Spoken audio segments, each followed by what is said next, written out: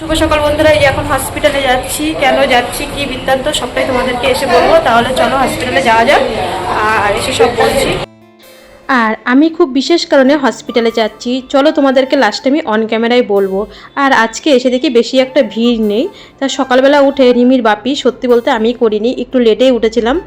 আর কালকে না অনেক রাত অবধি গল্প করেছি। আর মানু ওর বাপিকে পেয়েছে, সত্যি কথা বলতে বাড়ি ছাড়া ঘুমই হয় না। তা ঘুম হয় না, প্রায় সারা রাত জেগেই ছিলাম, 3টে অবধি ঘরের ভিতরে গল্প, মানে 3জন মিলে যেটা হয়। আর রিমি মানু হচ্ছে প্রায় 1-1.5 মাস পরে ওর বাপিকে পেলো। যাই হোক, তোমাদের সাথে গল্প করতে করতে চলে আসলাম হসপিটালে। লিফটের সামনে দাঁড়িয়ে আছি, কোন লিফটটা আগে আসে। তা রিমির বাপি প্রথমেই ক্যাশ কাউন্টারে চলে গেল টাকা পয়সা জমা করতে, কারণ তোমরা জানো মানুর ওষুধ লাগবে, কত টাকার ওষুধ কী বৃত্তান্ত সবটাই তোমাদের সাথে বলবো।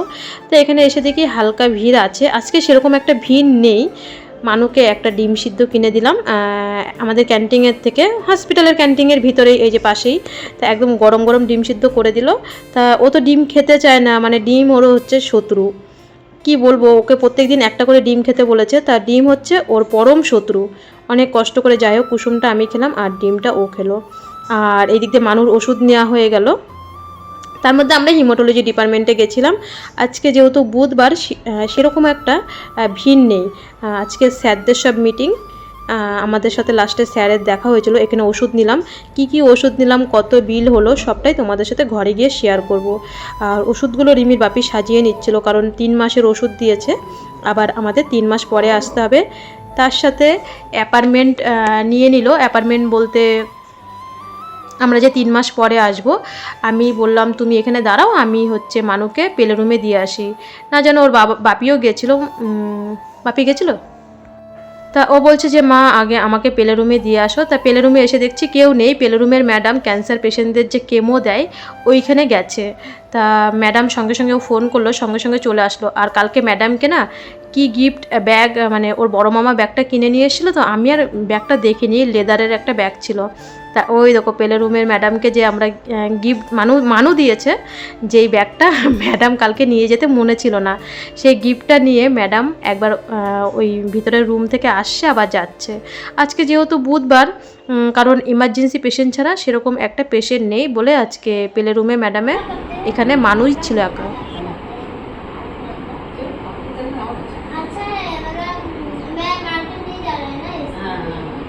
মানুকে পেলে রুমে বসিয়ে 5তলার থেকে আমরা সিঁড়ি দিয়েই হাঁটতে হাঁটতে 6তলার থেকে 5তলায় চলে আসলাম। কারণ আমি যেই কাজে এসেছি, আমি একবার এসে দেখে গেছি যে আরিফা ম্যাম আছে কি না। তা দেখছি না, আরিফা ম্যাম, মহালক্ষ্মী ম্যাম কেউই আসেনি সকালবেলা, কারণ আজকে অতটা চাপ নেই। তাই এসে এই যে 20 নম্বর ঘরে দেখছি হ্যাঁ আরিফা ম্যাম এসে, রিমির বাপি বলছে এসছে। তখন আমি আবার পেলে রুমে চলে গেলাম। তা প্রায় টাইম হয়ে গেছে। ম্যাডাম পেলে রুমের ম্যাডামকে বাই বাই বলে বলছি ম্যাডাম আবার 3 মাস পরে দেখা হবে। আর সোজা চলে যাচ্ছি আমরা এখন 20 নম্বর ঘরে। মানু আবার ফোন করলো হচ্ছে ওর মাসিমণিকে, যার জন্যে এসছি। তাই এখানে পেলে রুমে, আমাদের পেলে রুম থেকে বেরিয়ে 20 নম্বর ঘরে কাজ মিটিয়ে আরিফা ম্যামের সাথে এখানে চলে এসেছি আমরা টিকিট কাউন্টারে।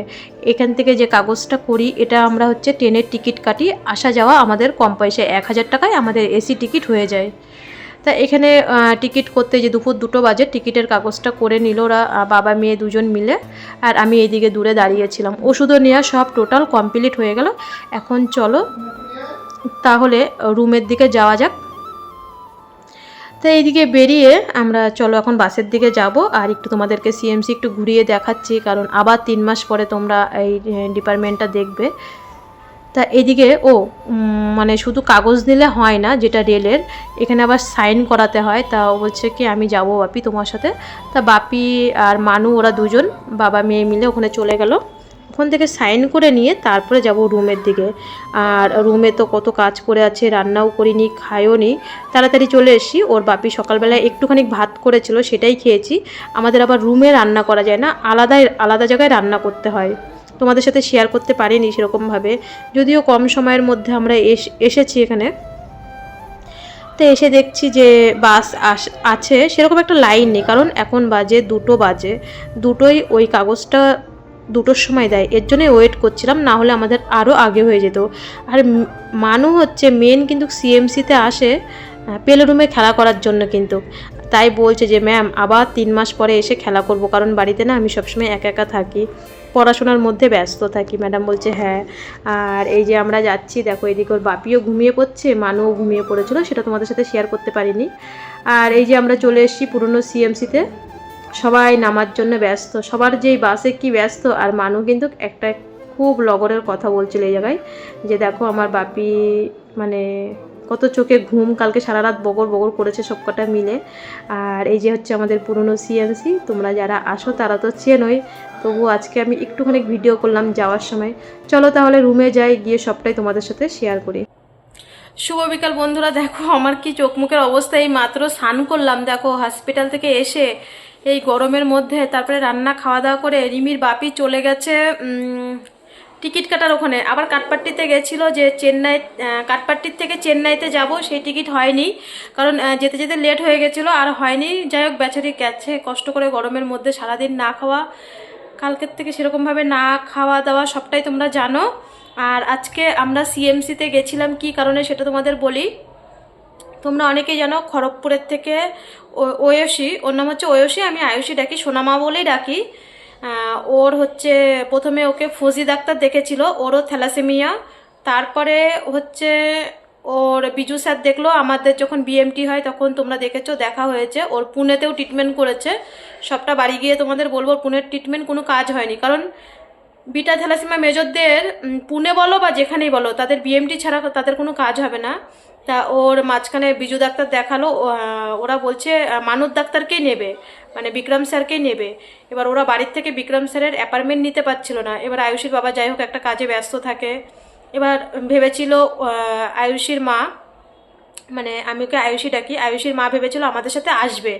আমি ফোনে বললাম বোন দেখো আমরা মানুষ হয়ে যদি মানুষের পাশে না দাঁড়াই, আমি তখন আয়ুষীর মাকে বললাম বোন দেখ তোরা দুইজন যাবি, মানে আয়ুষীর মা আর ওর দাদু, মানে বোনের বাবার আসার কথা ছিল আমাদের সাথে। আমি বললাম দেখ 2 জন যাবি, কম করেও 20,000 টাকা খরচা, আমি তো জানি আমি কত খরচা হয়েছে, আমি সেটা বলছি, কত নালেও কম করে ওদের ট্রেন ভাড়া দিয়ে, ঘর ভাড়া দিয়ে, খাওয়া দিয়ে, ডাক্তার দেখিয়ে প্রায় 20,000 টাকা। দেখো আজকে আমি এই যে এসে ওদের যে উপকারটা করলাম, ওদের 20,000 টাকা বাঁচলো। সেটা ওরা পরে মনে রাখলে রাখবে, না রাখলে না রাখবে, আমার যেটুকু কর্তব্য আমি সেটুকু করবো। ওরা হচ্ছে বিক্রম স্যারের অ্যাপয়েন্টমেন্ট নিতে পারছিল না। কালকে আমাদের মানু ওর নিজের কথা বাদ দিয়ে ও আগে ওর বুনুর কথা বলছে, যে এরকম এই এই ডাক্তারের পেশেন্ট ছিল, এখন স্যারের নিতে যাবে। তখন বললো ঠিক আছে, স্যার যদি পারমিশন দেয়। আর তারপরে সেই রিমির বাপি ওইখান থেকে তারপরে নিচে গেছে, নিচের থেকে গিয়ে আরিফা ম্যামের সাথে আমরা যোগাযোগ করে তারপরে ওদেরটা করতে পেরেছি। বললো ওরা আমাদের সাথে আসলেই ওরা বিক্রম স্যারের অ্যাপয়েন্টমেন্ট করতে পারবে।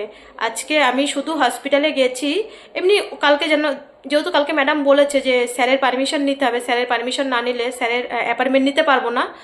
আর ওরা বাড়ির থেকে নিতে পারছিল না, মেল করছিল কিন্তু হচ্ছিল না।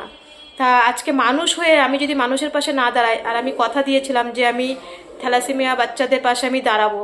তা বোন আমাকে ফোন করে সারাক্ষণ বলতো দিদি আমি আমার হোয়াটসঅ্যাপেও মেসেজও করেছে কালকে, আমি বলেছি বোন তুই যেহেতু আমার যেই দায়িত্বটা দিয়েছিস, আমার সেই দায়িত্ব তোর থেকে আমার বেশি চিন্তা আছে। তা আজকে হসপিটালে গিয়ে আমি আর মানু আর রিমির বাপি নিচে ও সব কিছু করে টোরে তারপরে ওই নামটা কেটে তারপর বললো আমাদের সাথে আসলেই ওর অ্যাপয়েন্টমেন্ট হয়ে যাবে। আজকে যদি ওরা আমার সাথে আসতো 20,000 টাকা প্রায় ওদের খরচা হয়ে যেত। তা ওরা আবার আমার সাথে 3 মাস, আমাদের তো 3 মাস পরে চেক আপের ডেট দিয়েছে, এপ্রিল মে জুনে আমাদের অ্যাপয়েন্টমেন্ট দিয়েছে। আবার হচ্ছে ওকে আমরা জুনে আমাদের সাথে নিয়ে আসবো, এই কারণেই আজকে আমার হসপিটালে যাওয়া। আর এই যে মানুর ওষুধ হচ্ছে ঠাকুরের আশীর্বাদে, দেখো আগের বার 3 মাসের ওষুধ 27,000 টাকার ওষুধ দিয়েছিল, আর এবার ওষুধ দিয়েছে 16,163 টাকার ওষুধ। এই যে 16,163 টাকার ওষুধ, মানে প্রায় মনে করো 10,000 টাকা কমে গেছে। 40,000 টাকা আমাদের একটা হিসাব ছিল, সেখান থেকে মনে করো 10,000 টাকা কমেছে ঠাকুরের আশীর্বাদে, প্রভুর আশীর্বাদে, ওনাকে প্রভুকে ধন্যবাদ। অনেক টাকার ওষুধ কমে গেছে। এখানে এই যে ওষুধ, এই দেখো এই হচ্ছে মানুর ওষুধ 3 মাসের। আর এই ওষুধটা যে বেঁচেছিল না, এই তোমাদের ঘরে দেখিয়েছিলাম, এই ওষুধটা আমি রিটার্ন করতে পারিনি। তার কারণ হচ্ছে এই যে 27,000 টাকার যে ওষুধের মধ্যে এই কটা ওষুধ বেঁচেছিল, সেই বিলটা আমি হচ্ছে ঘরে থুয়ে এসেছিলাম, ঘরে থুয়ে এসছি বিল না হলে, কারণ এই ওষুধের টাকাটা আমার মানুর অ্যাকাউন্টে ঢুকবে, ওর যে অ্যাকাউন্টে যে আমরা টাকা পয়সা রাখি ওর ট্রিটমেন্টের জন্যে, যেখান থেকে সাহায্য পেয়েছি সব তো হসপিটালের অ্যাকাউন্টে ঢুকেছে, কারোর তো পার্সোনাল অ্যাকাউন্টে ঢোকে না বড় বড় হসপিটালগুলো। তা বললো বিল ছাড়া তো হবে না, তা বললো যখন 3 মাস পরে আসবে বিল নিয়ে আসবে। আমি বললাম বিল আমার কাছে ঘরে আছে, তা বললো বিল নিয়ে আসবে। আর সব থেকে বড় কথা হচ্ছে হসপিটাল থেকে বলছে, তোমরা অনেকেই কমেন্ট করেছো আমাকে যে দিদিভাই তুমি যেরকম আছো সেরকমই থাকবে, একদম আমি সেরকম থাকার চেষ্টা করব।